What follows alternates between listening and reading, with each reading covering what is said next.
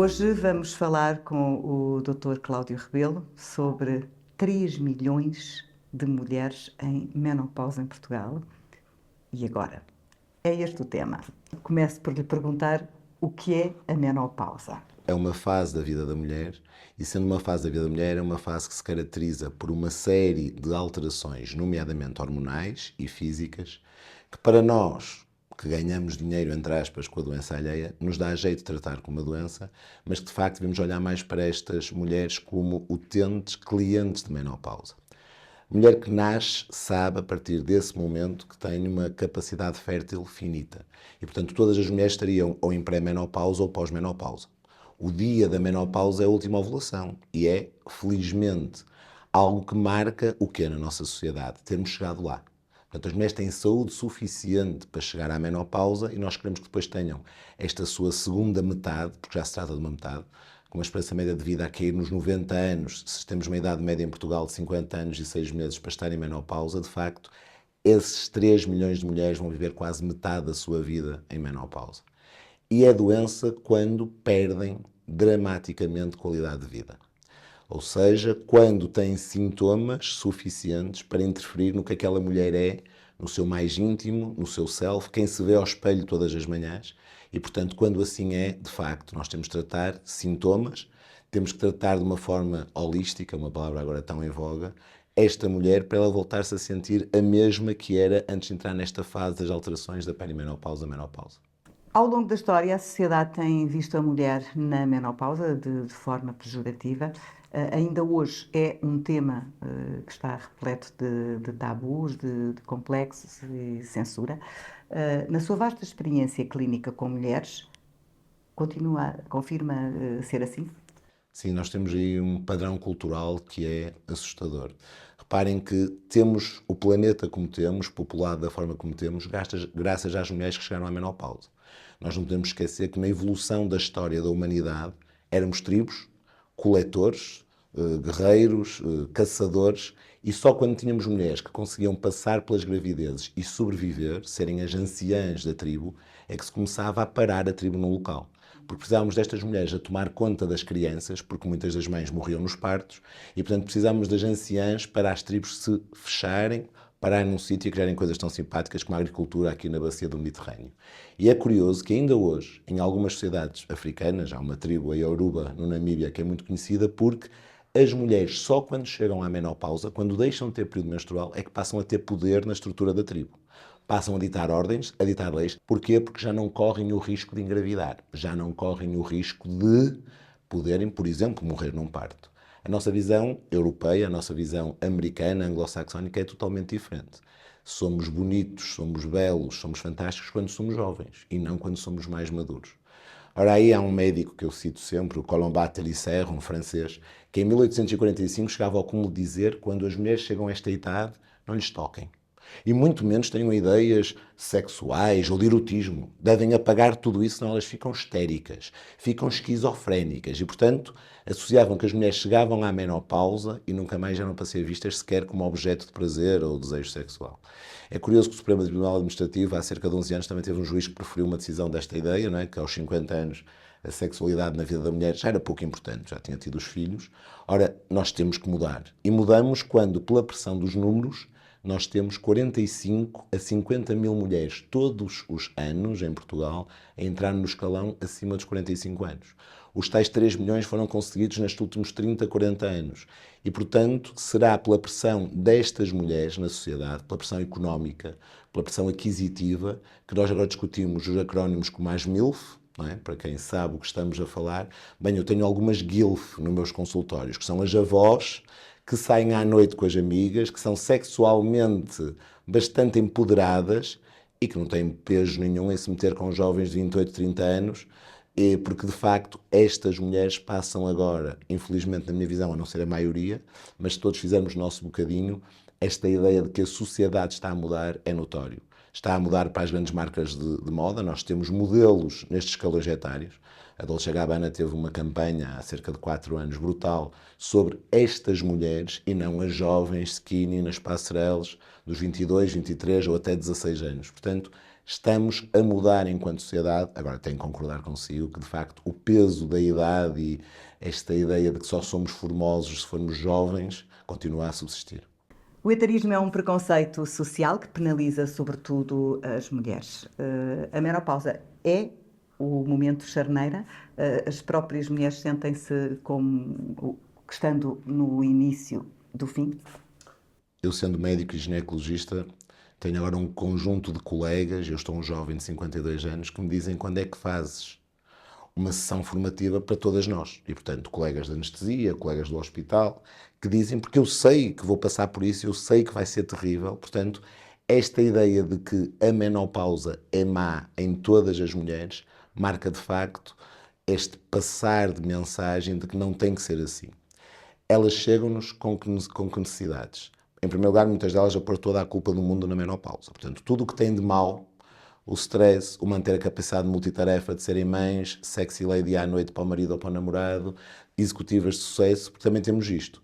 Estamos a falar de uma sociedade que passou a maternidade para os 31 anos e meio. Portugal e Espanha são dos países no mundo em que as mulheres decidem uma primeira gravidez mais tarde.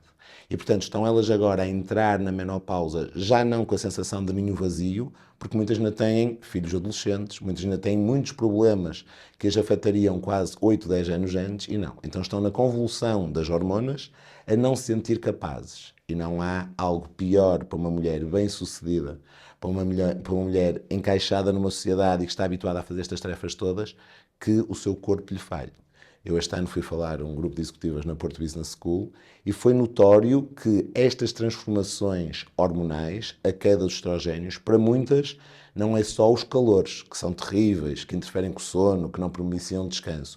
É mesmo a capacidade cerebral, da memória, da concentração, aquilo que as fazia diferentes e elas não se sentirem elas próprias. E acontece isto com uma facilidade e uma rapidez muito grande. Em 6, 8 meses, 1 ano, aquela jovem mulher em perimenopausa não se reconhece de manhã pelo espelho, o corpo muda. Não é? Eu costumo dizer que a obesidade é obviamente um problema dos ginecologistas. Os pediatras entregam-nos as jovens todas elegantes, aos 12, 13 anos, têm o primeiro período menstrual, começam a ganhar peso, pedem uma pílula, ganham peso com a pílula, param a pílula para engravidar, ganham peso na gravidez, deixam de poder engravidar, chegam à menopausa, ganham peso com a menopausa. E o pior é que na menopausa ganha-se mesmo peso. E elas continuam a ir ao ginásio, muitas delas preocupam-se, fazem exercício até todos os dias e não percebem porque não têm o mesmo rendimento. A fibra muscular também precisa do tal estrogénio, sentem-se cansadas com mais facilidade e depois não dormem. E a perturbação do sono é deletério, quer dizer, toda a gente conhece as torturas de sono e, portanto, se pode torturar pessoas não as deixando descansar, não as deixando dormir, estas mulheres não conseguem ter um padrão de sono recompensador. E, portanto, de facto, ficam frustradas porque dizem, prontos, estou velha, estou gorda, já não sirvo para mais nada, bem-vinda à menopausa. E não tem que ser assim. De que forma é que as mulheres se expressam na sua consulta? Resignadas ou enfrentando essa nova etapa da sua vida que é a menopausa? Nós temos que perceber que aqui, nós médicos, estamos numa fase também diferente do que estaríamos há 10, 20 ou 30 anos atrás. As pessoas não têm noção, mas o tratamento da menopausa, já que é disso que estamos a falar, é algo que ocupa os médicos há 80 anos. Nós já tratávamos mulheres a sintomas de menopausa 16 anos antes de inventarmos a pílula. E nessas alturas, e depois de várias controvérsias, era para todas, para sempre. Ou seja, nós chegamos a tratar mulheres com hormonas até aos 80 anos. E felizmente isso depois caiu por terra. Caiu por terra e passamos a não tratar ninguém. Então ainda temos hoje doentes que nos entram no consultório e dizem, pois, já sei, doutor, mas não se pode fazer tratamento nenhum porque vou ter cancro. A minha mãe estava a fazer tratamento e parou. Eu tinha uma irmã mais velha que... E, portanto, temos um grupo de doentes, aquelas que querem tudo muito ao natural, que vão para os suplementos e para os magnésios, vitaminas D e ômegas 3 concordamos, a partir daí já é um bocadinho mais para fazer xixi caro. A verdade é que querem ficar na vida natural. E se vem um médico, nós temos que lhes mostrar a melhor evidência. Ora, essas querem tratamento natural. Depois temos aquelas que de facto querem tratar, foram ler, foram perguntar à inteligência artificial, ao chat GPT, passa a publicidade, e vêm cheias de informação, mas depois não conseguem filtrar a informação. As resignadas são aquelas que nós temos que tentar dar a volta e são as mais difíceis. Aquelas que muitas vezes têm até história de depressão prévia, têm life events complicados. Ora, essas mulheres são aquelas que nós temos que desmontar e dizer-lhes que não tem que ser assim. Se estão divorciadas ou se estão viúvas, não tem que ser porque se acham menos mulheres que se vão resignar a serem menos mulheres. É precisamente o contrário, não é? Eu costumo dizer sempre a mesma coisa. Quando me chegam assim, olha, maravilha, então chegou à menopausa. Maravilha, doutor, mas isto é horrível. Não é. Olha, nunca mais gasta dinheiro em pensos, copos vaginais, tampões. Isso acabou. A seguir, imagina a sorte que tem. Nunca mais engravida. É uma certeza.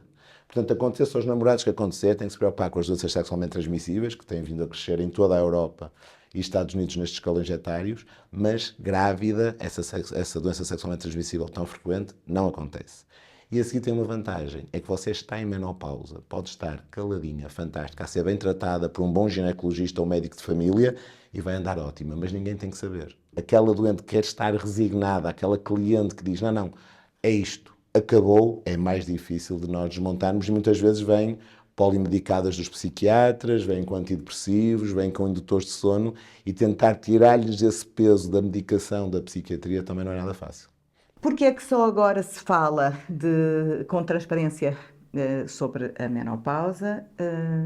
O empoderamento feminino que se tem verificado está a ajudar a que se fale sobre o assunto? É verdade que essa, para mim, na minha opinião, esta pressão dos números, não é, dos tais 3 milhões de mulheres, é o que faz com que tudo mude. Isso e o facto de depois de anos e anos em que não se ensinou menopausa nas escolas médicas. Eu noto agora que pedem-nos a nós, à secção de menopausa, correr o país de norte a sul, aos médicos de medicina geral e familiar, para falar de menopausa, tratamento de menopausa. Nós não nos podemos esquecer que até aos anos 90, 2000, nomeadamente nos Estados Unidos, os medicamentos mais vendidos era a terapêutica hormonal da menopausa. Era o que se vendia mais. Depois houve uma série de estudos, mais controversos, menos controversos, que fez com que a terapêutica desaparecesse. E, portanto, nos últimos 20 anos, nós tivemos mulheres a sofrer em silêncio, a achar que não podiam ser tratadas e médicos que não queriam saber de nada disto.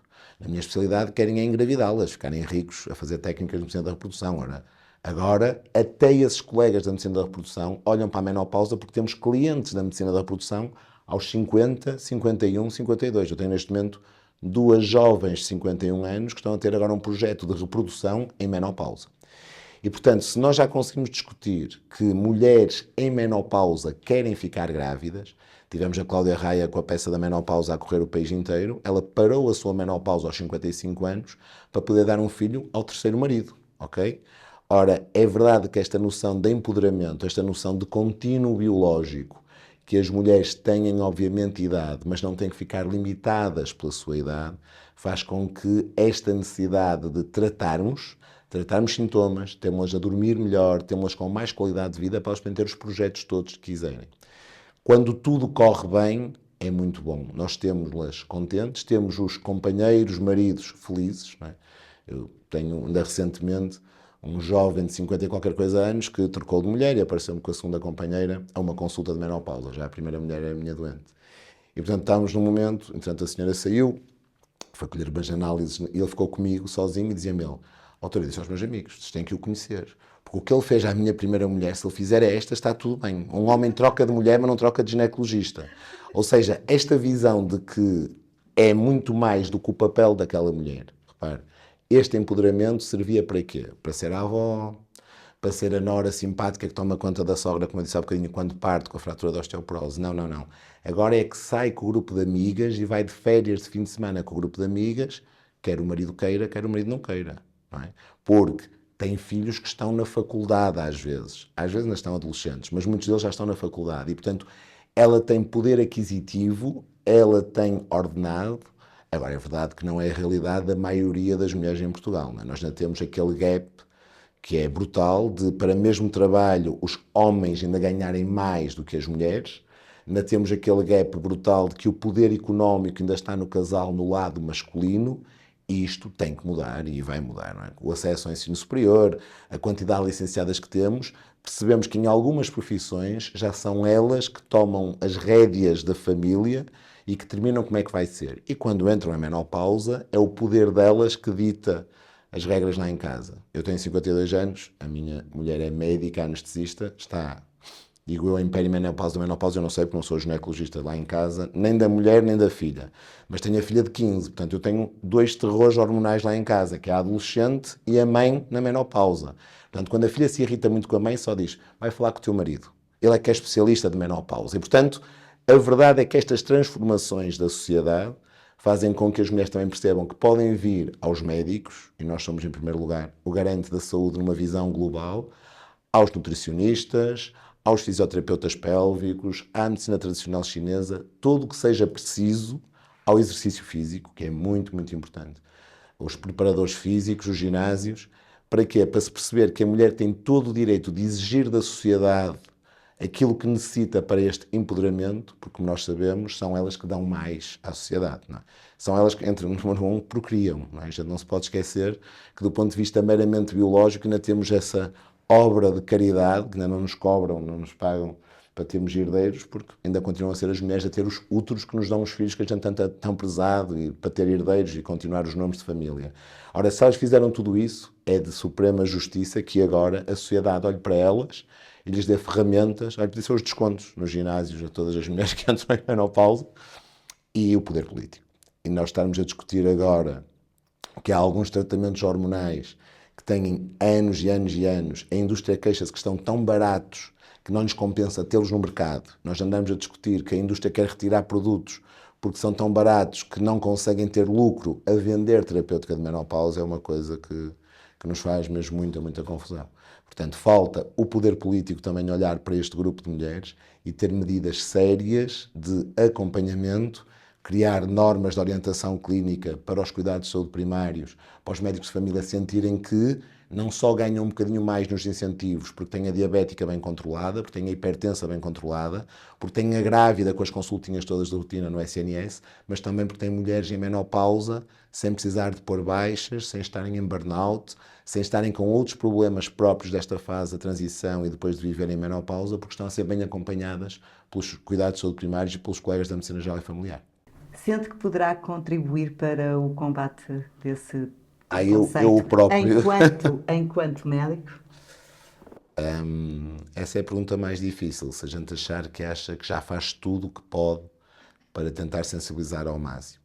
Quem me conhece sabe que eu despertei para a menopausa há 25 anos atrás. Portanto, eu era interno no Hospital de São João, quando, por uma felicidade e o acaso do destino, a uma semana de ter começado o meu internato, e portanto com toda a especialidade para ver, um colega, os médicos são um bocado malandros, em cima da hora roeu a corda a um laboratório para ir a um mundial de menopausa a Berlim.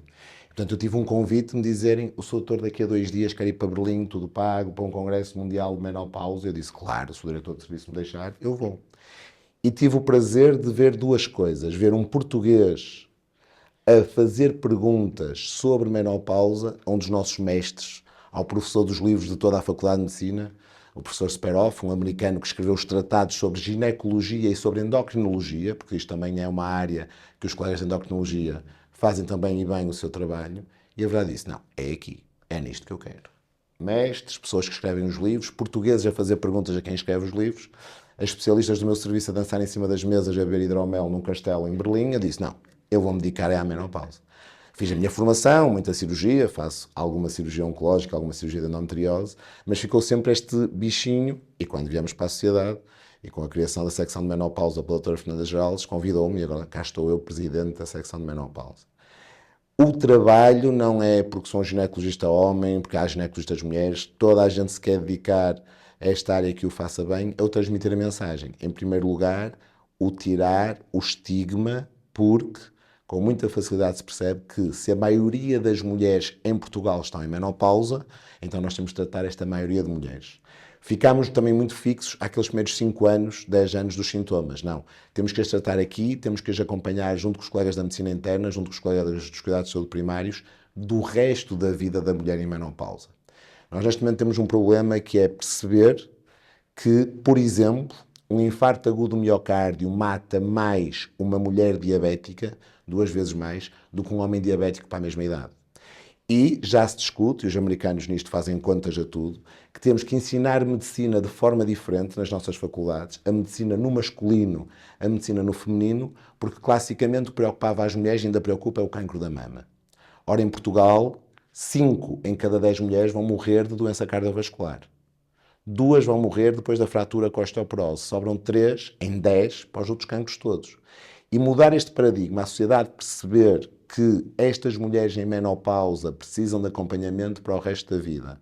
A sociedade perceber que tem que retirar banheiras, retirar banheiras de tudo que é apartamentos, casas, estabelecimentos, hotéis. Nós estamos aqui no Estoril com um hotel fantástico que tem banheiras.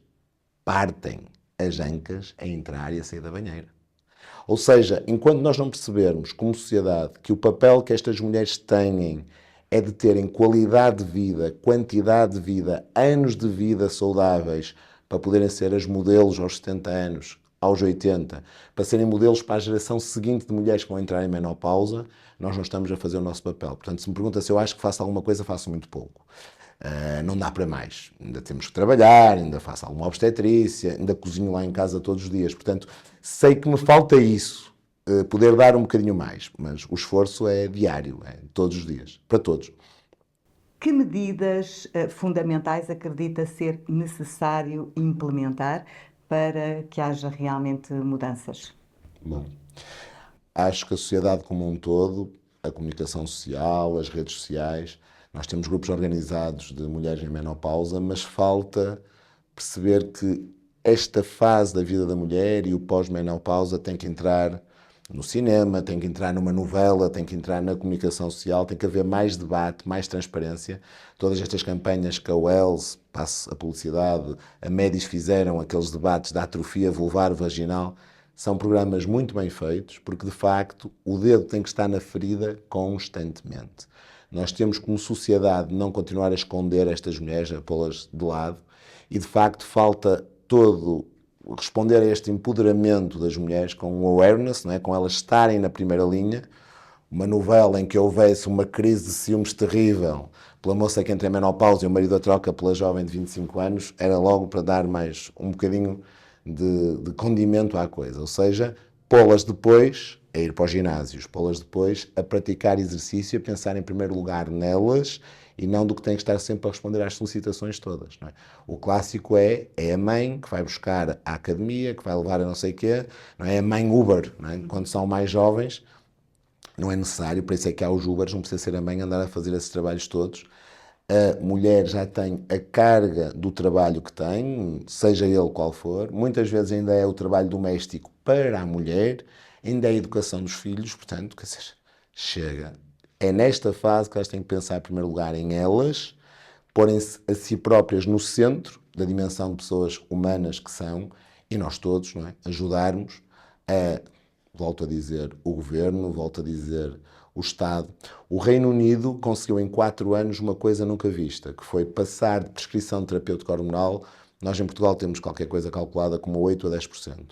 Eles conseguiram triplicar, passarem de 15% para 45%, por normas muito práticas, muito diretas aos médicos de família, para se perceber que, de facto, havia ganhos em saúde global se estas mulheres tivessem de ser adequadamente tratadas, acompanhadas e medicadas, sim, medicadas. Ora, se o Reino Unido conseguiu, nós também temos que conseguir. Qual a mensagem que quer deixar hoje a 3 milhões de mulheres em Portugal que vivem em menopausa? Não tenham medo de procurar os médicos, procurar a ajuda especializada, não se resignem e se chegarem a mais um colega que vos mande comprar um leque, que vos diga que há outras formas que não a terapêutica hormonal em mulheres sem contraindicações para a terapêutica hormonal. E repare, estamos hoje num congresso em que vamos discutir pela primeira vez um medicamento não hormonal inventado nos últimos 15 anos de investigação biomédica para tratar calores e sono sem ser com hormonas. Portanto, até isso já temos. Não se resignem, não tenham medo, busquem ajuda para viverem uma perimenopausa e pós-menopausa com muito mais qualidade de vida e com melhores resultados dessa vida futura, que será o resto da vida em menopausa.